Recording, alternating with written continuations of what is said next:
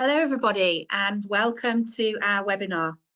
I'm Debbie Menorchek and I'm the Operations Manager at THERA-Trainer in the UK.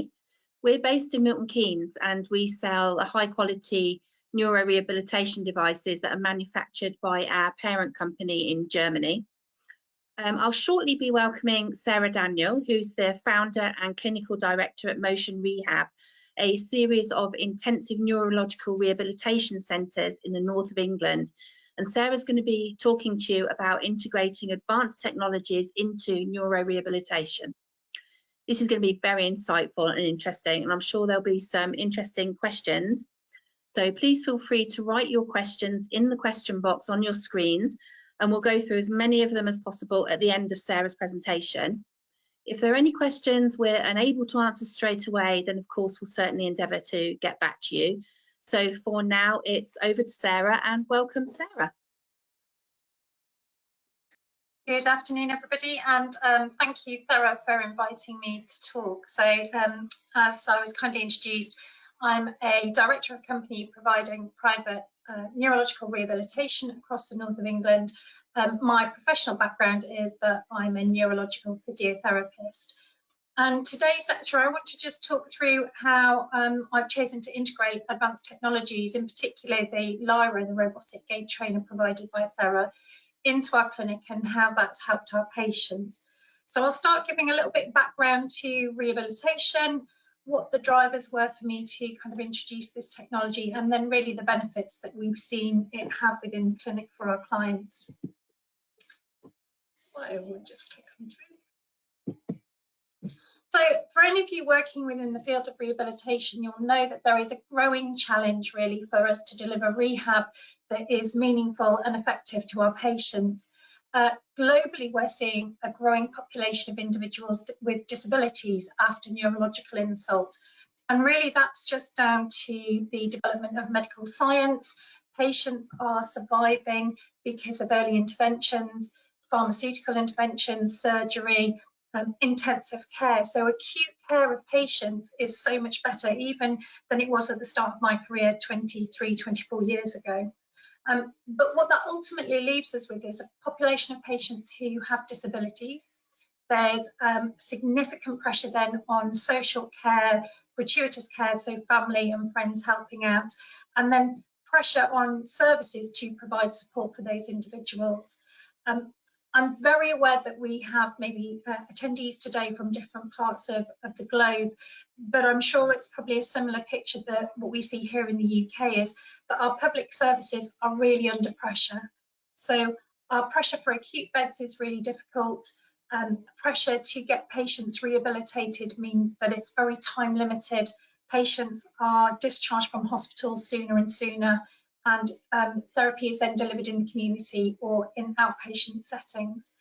And that time-limited intervention means that patients aren't really getting the optimal care that they maybe deserve or need, and then that really feels like we're compromising the outcomes and the potentials for these patients.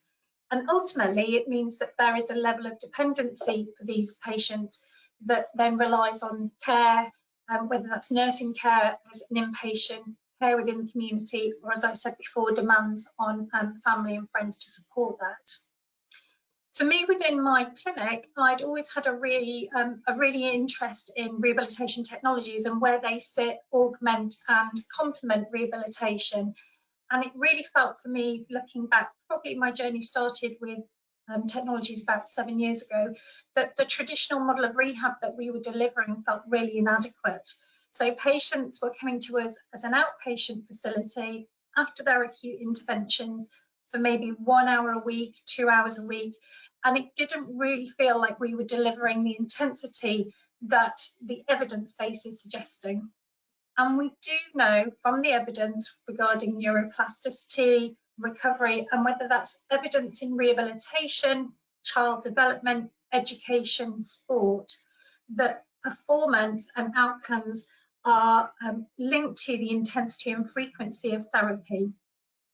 And for that perspective, I felt that there was a real opportunity to integrate technologies for the benefits of the patients.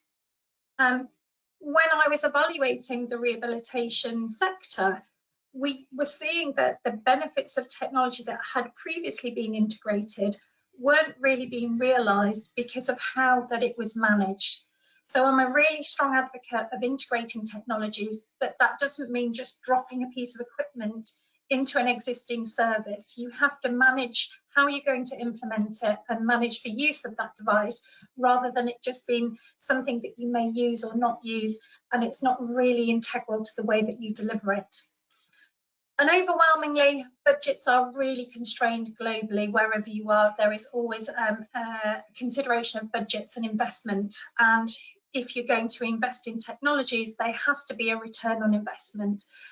For me, I look at that twofold. One is the return on investment clinically for the patients. So the technology that we integrate, does that have a benefit and do we see outcomes? And also, running a business, there has to be a financial return on investment, and we'll maybe touch on that as the presentation progresses. So that was the starting point of looking at the challenges in rehabilitation.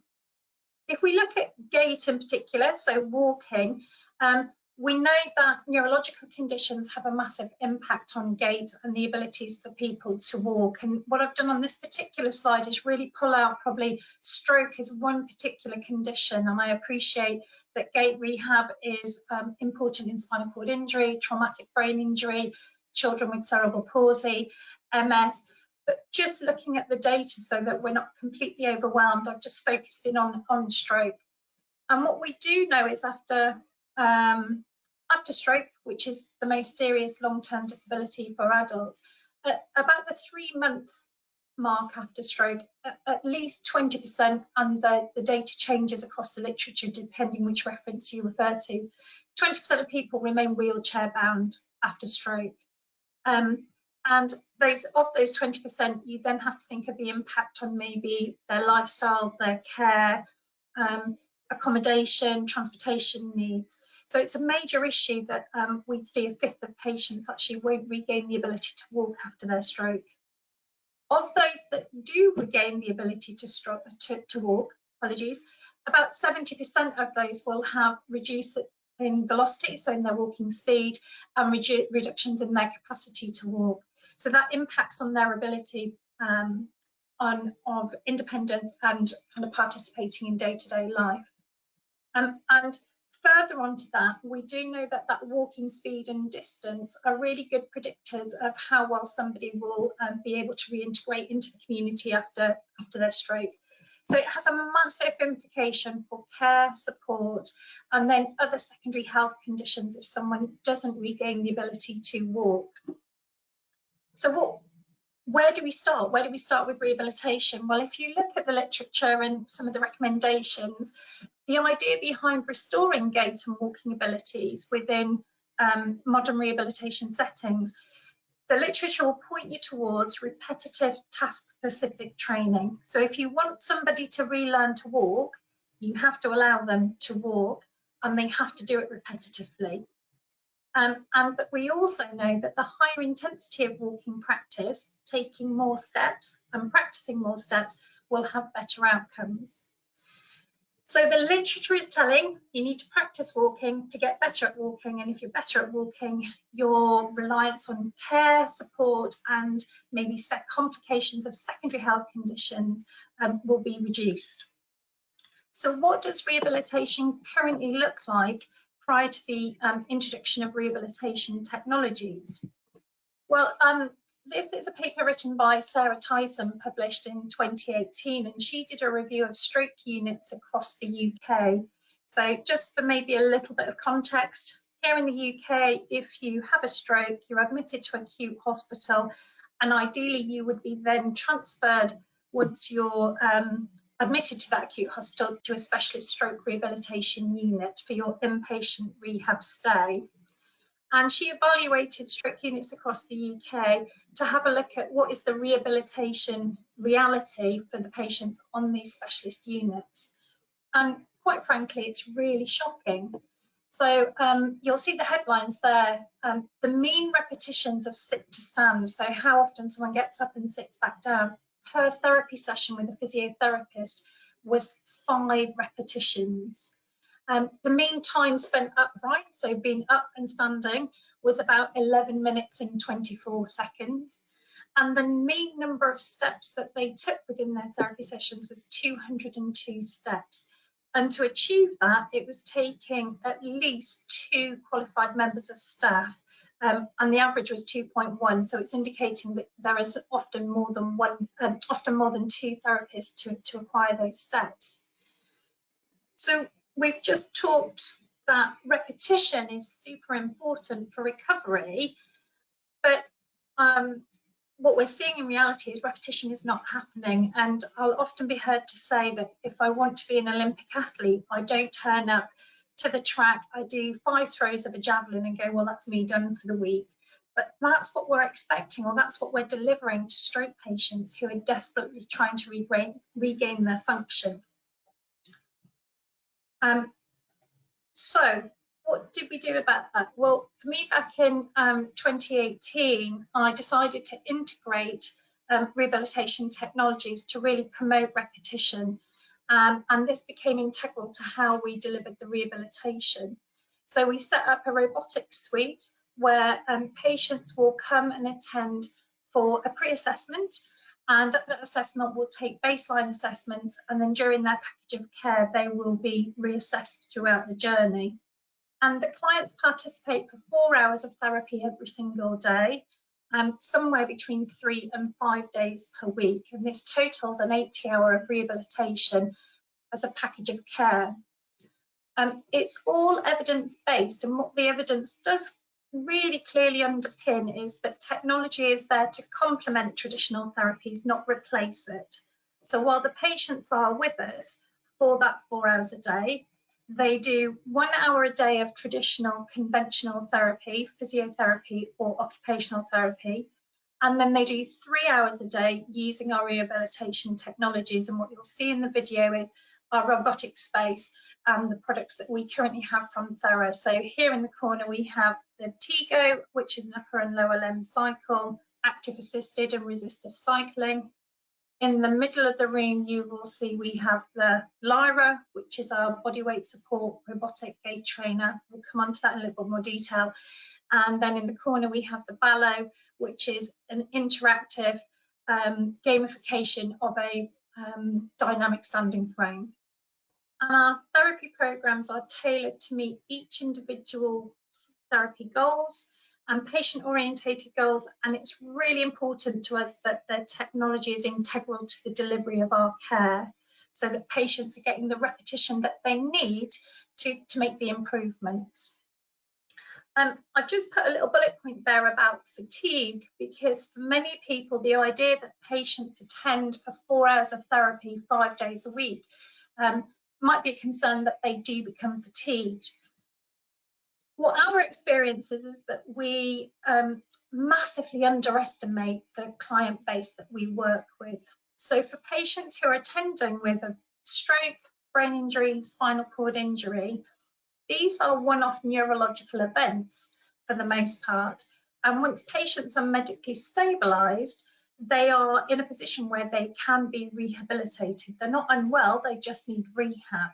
And we make a definition between tiredness, I'm tired, I've worked really hard, and fatigue, which is the point where their performance starts to deteriorate.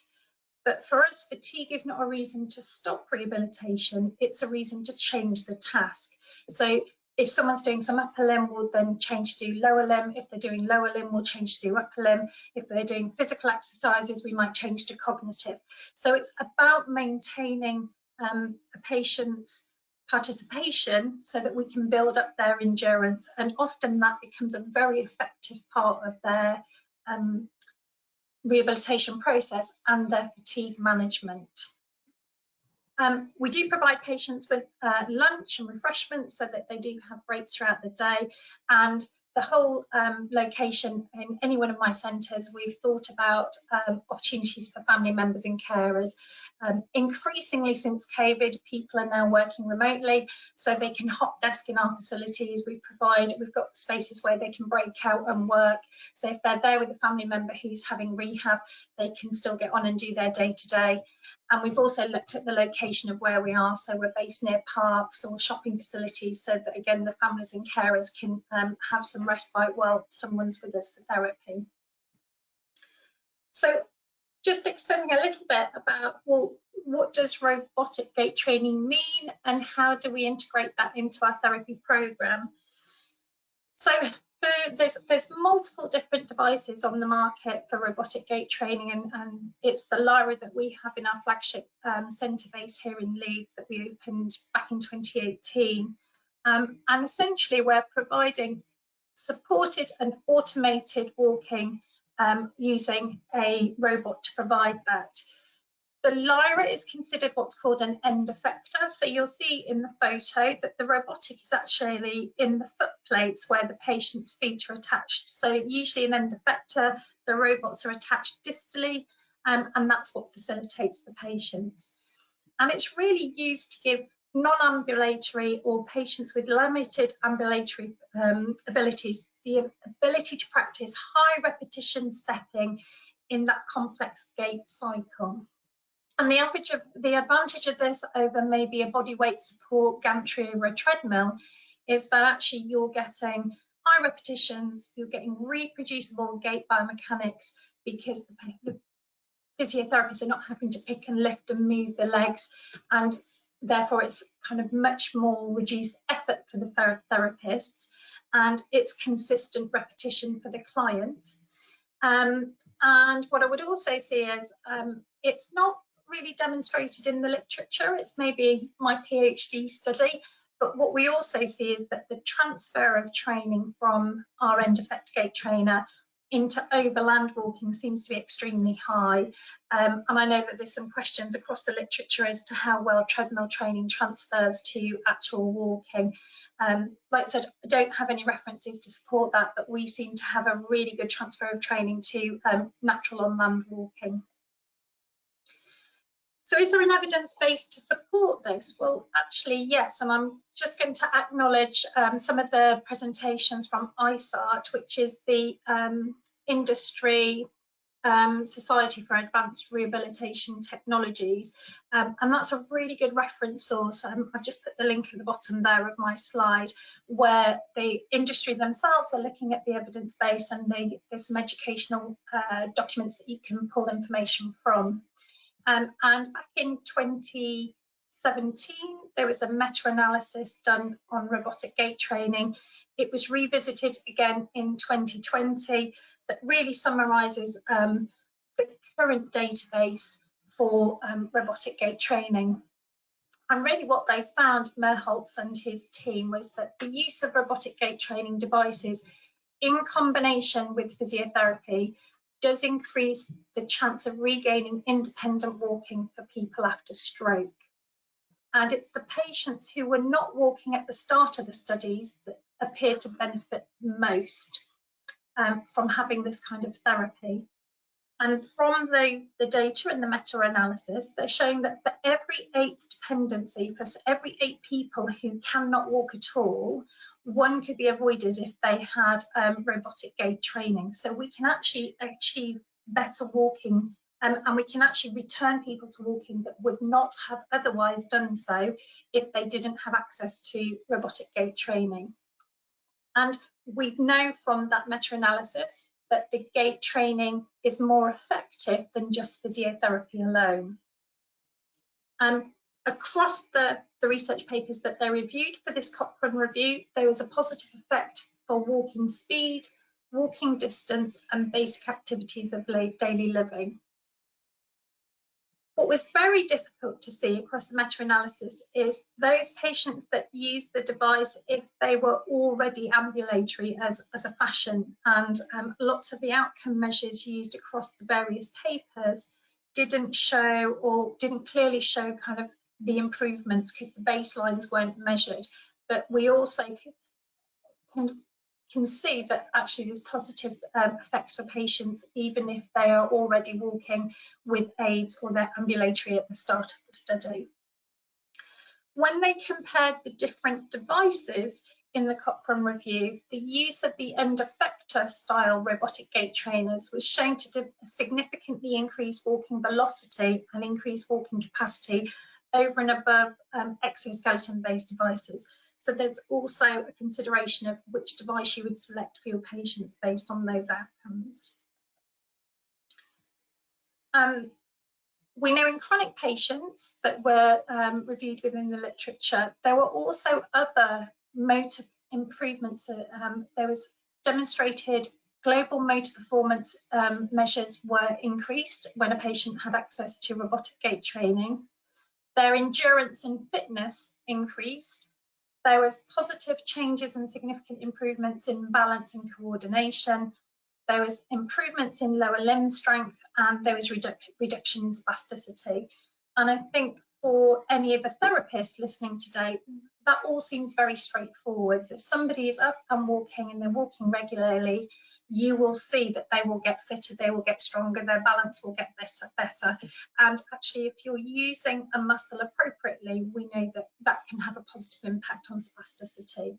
But it's really nice that that's now shown through the literature to support this treatment approach. What was interesting from a patient safety and acceptability is that actually patients really found that this was beneficial. I think they could see the point of the rehabilitation and that they were quite happy to engage in it, and that there were minimal, if any, adverse events happened when they're using robotic gait trainers. Since the publication of those of the Cochrane review in 2017 and again in 2020 with its update, robotic assisted gait training has been identified as being beneficial in many national guidelines associated with stroke. And there's a reference at the bottom there of Calabro et al, where he actually, or they, apologies, they reviewed all of the current stroke guidelines from around the globe to have a look at the impact of whether robotic gait training was recommended or not. So I refer you to maybe have a look at that paper. And again, the paper has been summarised really nicely on the ISART website as a starting point for you. Having said that there's this really strong evidence base, we're still not completely clear of what the optimum amount of gait training is. When I say that, it's about frequency. How often should somebody be on the device? For how long should they be on the device? And at what point in their recovery should we be applying robotic gait training? And I think there's still a wealth of work to be done within the research and academic sector to have a look at that. And there's probably also a responsibility for myself and clinics like me that are integrating this to provide that data to the academics to write up presentations. It's definitely not something I want to be doing or have time to do. And I'm glad to say that we've worked with institutions here in the UK and within Europe to provide our data to start having a look at some of the outcomes that we're achieving. Just with regards to endorsement of integrating, I think probably some of the strongest recommendations were out of the UK stroke guidelines that were updated and published last year. And these are probably 3 key points. There's a link there again on the slide for you to maybe take a note of to have a little read through, because the stroke guidelines don't just refer to walking, it talks about the whole range of care and interventions for stroke, right from acute care through to community support. But for those clinicians working in rehabilitation, there's some really interesting guidelines for upper limb rehab, which is probably a presentation for another day. But for walking, you'll see that with here in the UK, they have suggested within our stroke guidelines that people with impaired mobility after stroke should be offered repetitive task practice as the principal rehabilitation approach in preference to other therapy approaches. People who cannot walk independently after stroke should be considered for electromechanical assisted gait training, robotic gait training, including bodyweight support. And people who are able to walk, albeit with the assistance of others or with a walking aid of some fashion, who want to improve their mobility should also be offered rehabilitation with electromechanical gait trainers. So for me, having opened up the practice in 2018 and instigated this approach to rehabilitation, I was very pleased to see that everything that we have been doing since 2018 was endorsed in our stroke guidelines last year. So, device selection. Where do you start if you want to integrate a gait trainer into your rehabilitation setting? So, as I mentioned earlier, the Lyra that we have in clinic is an end effector. I pointed out the Cochrane review. You might want to go and have a look at the Cochrane review because there identifies the differences. And as I said, the end effector shows significant improvements in walking velocity and capacity versus an exoskeleton. And an exoskeleton, we're not talking about the free walking exoskeletons like the Rewalk or the Exo. We're talking about a fixed exoskeleton over the top of a treadmill. So you might want to think about what kind of device selection you have for your particular client base. For me, the key decision points for me was looking at the kind of patients that we see within our clinic, but also looking at how efficient technology is with regards to number of staff required to use it, how quick and easy it is to set up. When my patient's coming for rehabilitation, I don't want them spending 20 minutes to set up a device for them then to be able to walk 20 minutes, for then 20 minutes to take the device out of. The first time I saw the Lyra in practice, I asked the clinician who was using it, how long does it take to get the patient in and walking? And they said 3 minutes. So in my head, I thought, you've got to be kidding me. So as they brought this patient in their wheelchair, I took out my mobile phone, I opened up the stopwatch and I pressed start. And sure enough, I think it was about 3 minutes and 22 seconds. I'll let them off the 22 seconds. The patient was up and walking and practicing in rehabilitation.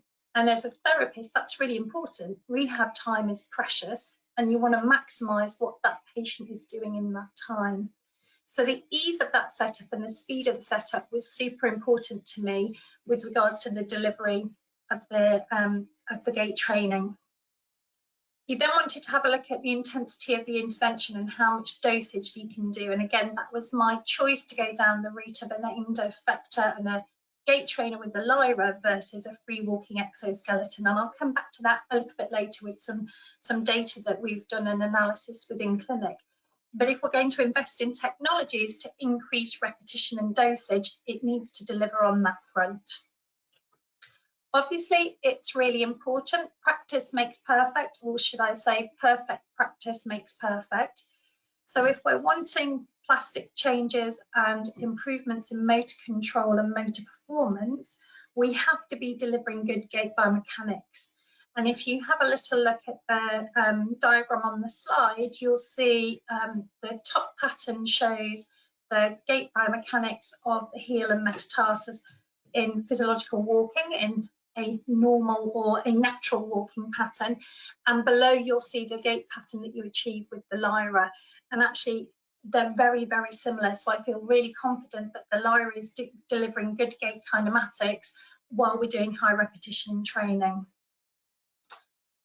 We have we're an outpatient in a private facility, so we don't differentiate between adults and paediatrics. So I needed a device that I could use for both adults and paediatrics. And again, the Lyra, the limitations is probably children beneath the height of about 1 metre. So it's not really related to age, it's probably just more related to their size and their height on the device. And we've successfully used the Lyra with children probably as young as 4 to help with gait rehabilitation. The next point I've listed is about patient dependency. So again, we're an outpatient private facility. We receive referrals from a multitude of sources at different levels of a patient's rehabilitation journey. So we can have them really early doors post-event. I would suggest, because of our National Health Service and the acute care sector here, the earliest we've seen someone and use the device is probably at about 4 weeks, right up to many years post injury or insult. I am aware, and actually it's really exciting news I saw on social media, the Lyra is about to be installed somewhere in a mystery location in an NHS hospital here in the UK. So it can be used in that acute stage as well. And as I've alluded to earlier, the carryover to overland abilities was really important. Rehabilitation has to be task specific. So if they can achieve something in clinic, but that doesn't carry on to home, community, vocation, leisure, then we haven't achieved our jobs as rehabilitators. And our experience is that actually that carryover into functional day-to-day walking seems to be extremely high using the Lyra. So let's have a little look. There's one of our gentlemen here in the Lyra, and you can see it walking. And you saw a video of the setup. So just probably a couple of bits for those of you that are not familiar with it. The patient's on a body weight support gantry, and we can control how much body weight support we provide. What I would say is that we can't provide 100% body weight support for a patient in the Lyra, and nor would you want to, because the patient has to work on postural control, their core control. So even though we are de-weighting the patient, they're still having to work really to contribute to that walking pattern. So that's the top gantry is their body weight support. They are supported with their feet attached to the robotics that takes them through their walking cycle, and we can control the step length and the cadence that they're walking at. I'll press that a couple of times so you can see it. For those of you who are curious as to how you might get a patient into the device from a wheelchair, the wing on the patient's left-hand side, so our right as we look at it, actually swings open, and you can wheel the patient right underneath the gantry with the hoist on, and you can use the hoist or the body weight support mechanism as a hoister to assist them up into standing. And then we have set up of different handlebars that the patient can support. We have some handles put up a little bit taller so that we can, again, encourage extension during walking to promote good biomechanics. And what you will be able to see that this client isn't particularly relying on is there's some kind of like little elastic bungees. So we can clip those to a belt to provide really good pelvic stability, and they can go in different places. Or you can use them to align the patient over a particular limb or bring their body weight forwards. And there's an additional pelvic bar that goes behind the patient, again, to keep their hips forward. So you're working really hard on biomechanics.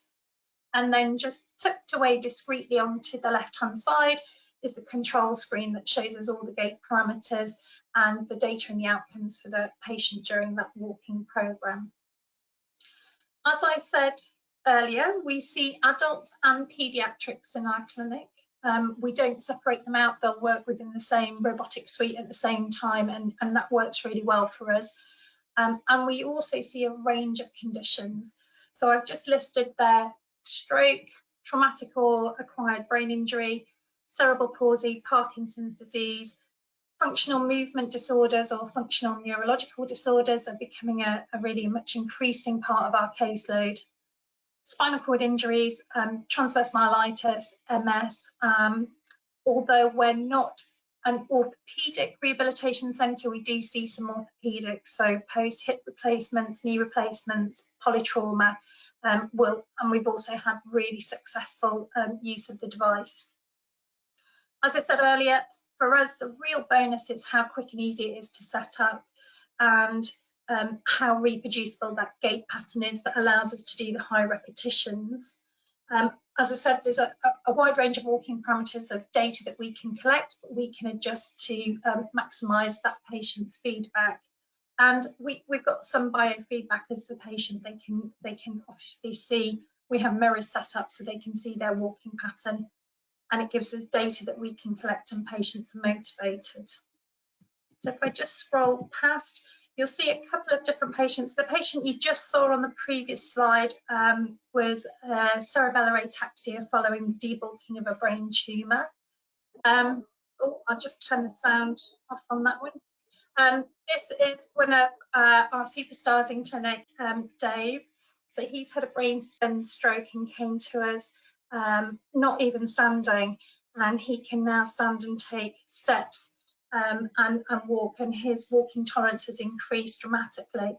And from needing probably quite a lot of support initially with the pelvic belt, that's reduced, and his postural control has really improved. You'll see that he still does have some tonal response. He got some spasticity in his legs, but we control that with the walking parameters of his postural alignment, the steps, step length, postural alignment, and on occasions we can put we can sit where the dark blue is, and we can put handling and facilitate as and when we need to. But this gives Dave a great opportunity to get up, to get standing, to be walking, strengthening, has cardiovascular benefits, respiratory benefits, postural control benefits that then feeds in to his general health and well-being, as well as being up and walking. The next video here is Gemma. She was a stroke. So again, sometimes positioning of upper limb becomes important. And although while we're videoing, you're seeing the patient walking, our patients are still treated on a one-to-one basis. So there's no reason why we can't put our hands on and facilitate if we need to. And you'll see actually just an indication that she's done 1,800 steps in 30 minutes. There's no way we could facilitate that in clinic with therapists facilitating weight bearing or stepping. So let's click past. So the benefits that we see for patients when we integrate with technologies is invariably that intensive training. And I thought I'd just demonstrate a video of kind of both. These are taken in two different clinics. So on the right is us using the Lyra in our clinic in Leeds, and on the left is more traditional approach of patient being treated for gait rehab with my clinical team. And I think you can just see the difference of a traditional approach with hands-on therapy to achieve stepping for a patient, the number of staff that it requires to achieve that, versus using a robotic gait trainer. Now, there is always a time for traditional approaches, and if my one takeaway message is that we are not replacing therapists, we're augmenting rehabilitation.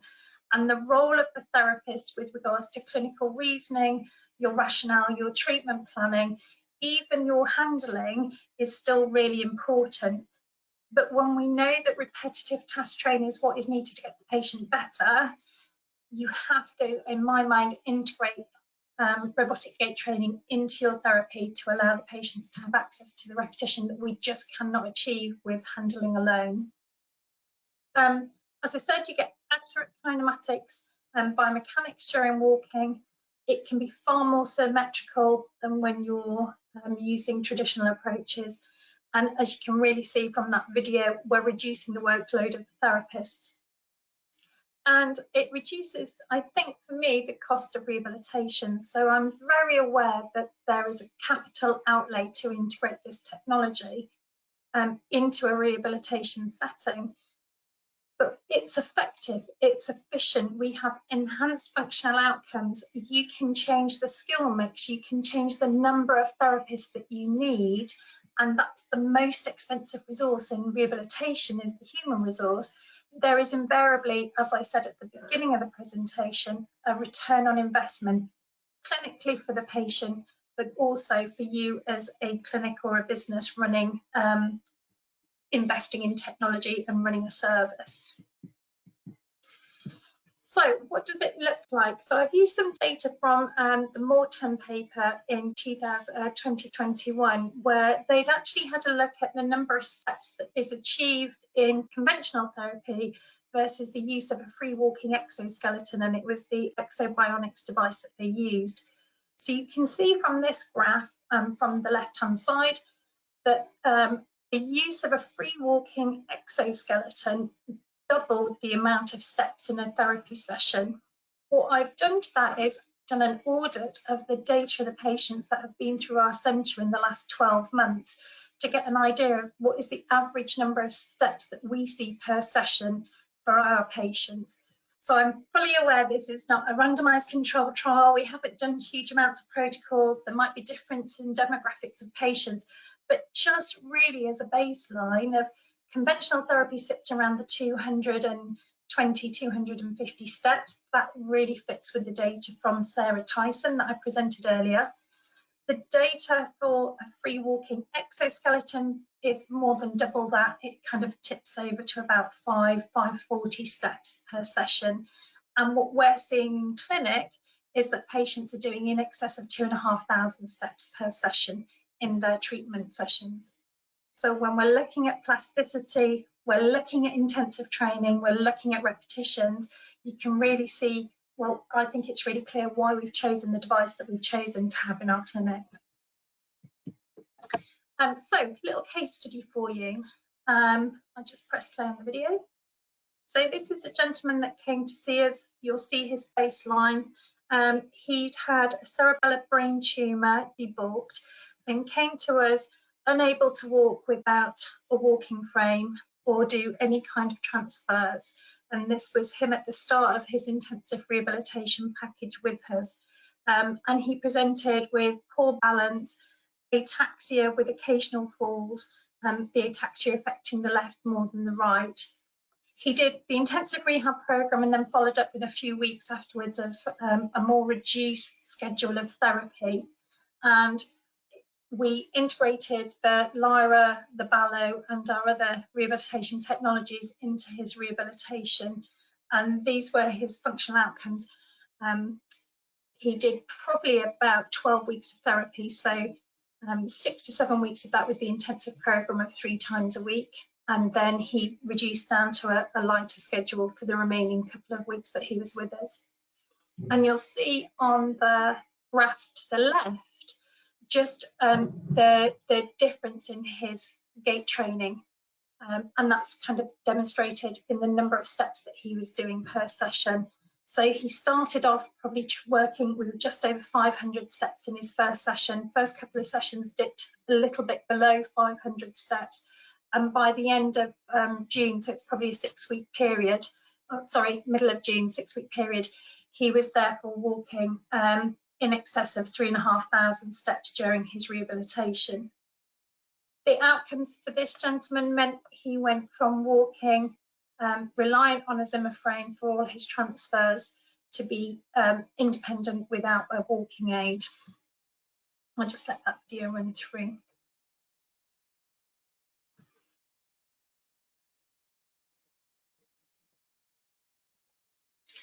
The impact for obviously his care, safety, and there's still work to do. So I think it's making it really clear that for us, there's maybe some work to do with regards to the smoothness of his movement, maybe address some more of his ataxia. So we're not saying that it's a golden bullet, you're going to be fixed at the end of the session. What we are saying is that we can accelerate outcomes by integrating technologies that allow intensive training. The next case study was a lady that came to see us. She was 3 years post-stroke by the time she came to clinic. She could walk with a stick and supervision, but indoors only, and she needed assistance for all of her transfers, and they had a particular transfer aid as well to get in and out of the car. She had no upper limb function with increased tone in her upper limb, and she was fully dependent for all her personal care, activities of daily living, washing, dressing, toileting. And she actually attended for 3 days a week for 4 hours a day, totaling that 80 hours for that intensive package. If we look at her outcomes for her gait training, the top graph demonstrates the improvement in distance walked during her sessions. So again, we're looking at over about a 2-month period that she spread out her intensive rehab program. She started walking about 694 meters and more than doubled that to 1,500 by the end of her treatment program with us. From a steps point of view, that started at about 1,200 steps per session, and again doubling to about 2,500 steps per session. As a therapist, that graph looks really lovely. You'll see there was probably a dip in the middle. I think she had a period of not being terribly well, but we kind of got her back on track and came back to treatment. And that graph looks lovely, but really what does that mean for the outcomes of the patient?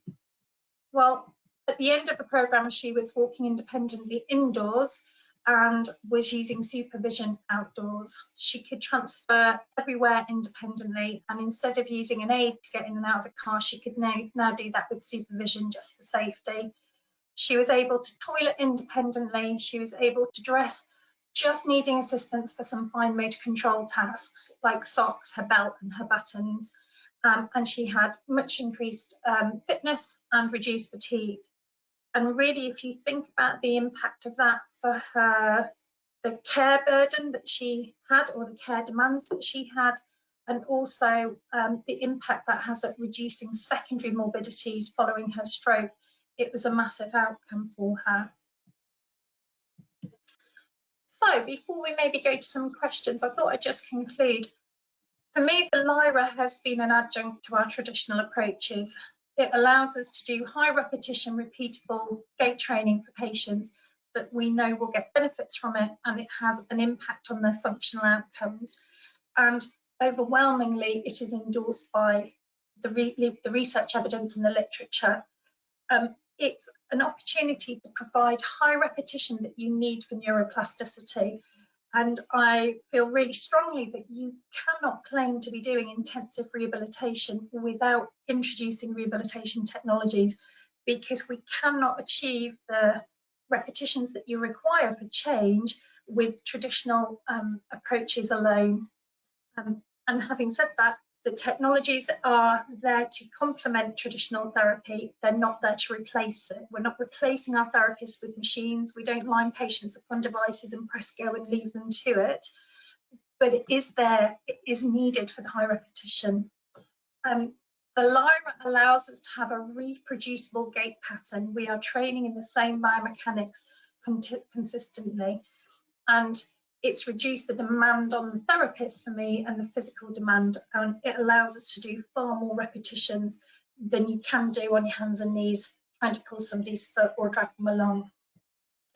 It's efficient, it's effective, it's really worked, and I can safely say that the return on investment clinically, we're seeing the outcomes for our patients, and we also, for me, have seen a return on investment financially that it was absolutely worth us investing in the piece of equipment for the clinic.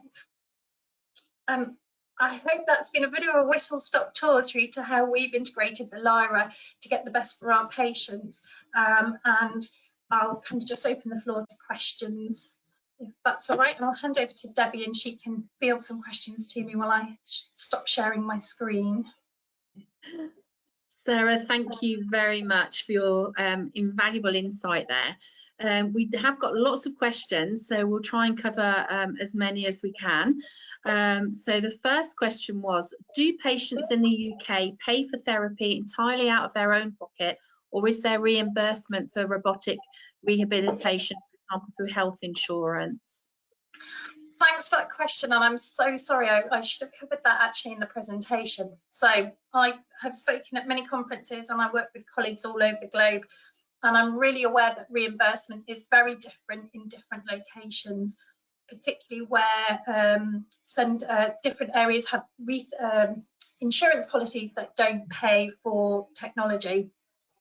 Here in the UK, excuse me, where MOTIONrehab is a private rehabilitation facility, so the reimbursement within our clinic comes from a couple of different locations. One is patients do pay for it themselves, and we work really hard to make that achievable and affordable and accessible, bearing in mind the overheads that we all have as running businesses. Secondly, we get funding through our medico-legal sector, so patients who are litigating for complex injuries will often come to us for rehabilitation. And then increasingly since COVID, the NHS are using our facilities because of the sheer demand on rehabilitation. So I know that there are challenges integrating technology where reimbursement models just want to reimburse for therapy sessions, and I think there's a lot of work for the industry, whether it's clinicians, whether it's the manufacturers, to really educate insurance or reimbursement bodies. And I do a lot of work here in the UK with the NHS to get them to understand that patients are still getting beneficial rehabilitation using or implementing a device approach rather than just traditional hands-on. I hope that's kind of answered that question. Yeah, certainly. Thank you, Sarah. The next question, from a clinical perspective, how do you see the future of mobile gait trainers in enabling the transfer of functions restored during stationary gait training to daily life? So I probably alluded to this. We've had a look at whether we have mobile gait trainers within our clinic. So do we need to bridge the gap between the end effector robotic gait trainer, the Lyra, to free walking on the other side, and in the middle do you need some other device? And I don't have a researched evidence answer for you, but our experience is that the transfer of training to real life walking is exceptionally high, and so I haven't felt the need to have a device to bridge that gap. That might be to do with the patients that we have coming through the door, and it might be to do with the chronicity of the patients that we see. What I would suggest is when you look at maybe some of the mobile devices, so maybe the free walking exoskeletons, is that the return, when I'm looking at how those are staffed and how much human resource you need and the number of repetitions, I personally, and this is my personal opinion, don't think that actually you get the same outcomes as you do with the Lyra. We can have one clinician, often it's an assistant or a non-registered therapist that is putting the patient onto that device. And once they're on the device, it's one clinician to one patient. When you look at some of the free moving devices, the free walking exoskeletons, you need at least 1-2 therapists to be there as spotters or to facilitate it. The literature is suggesting they won't do as many steps. So I would always err on the robotic gait trainer.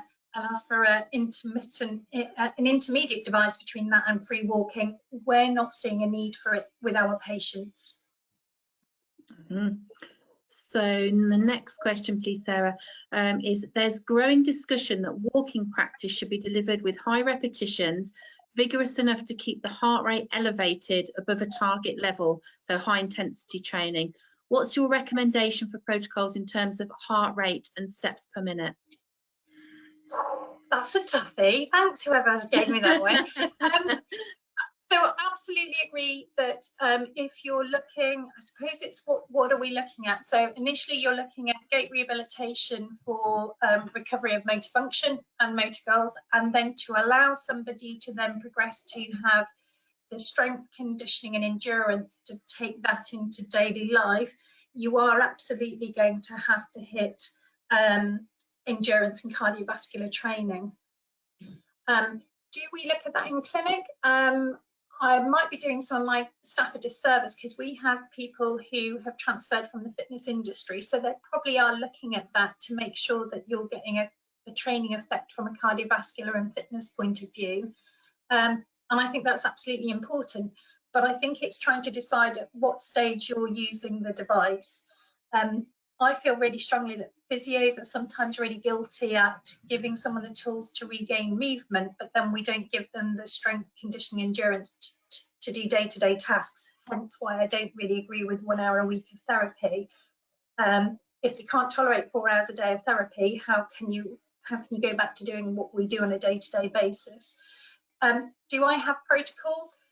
Not dictated to, not written down, but I think you could pull that from the fitness industry, you could pull that from kind of looking at the normal training parameters that you would use, and you could quite easily integrate them, and you would have to match that with the individual presentation of the patient at that time.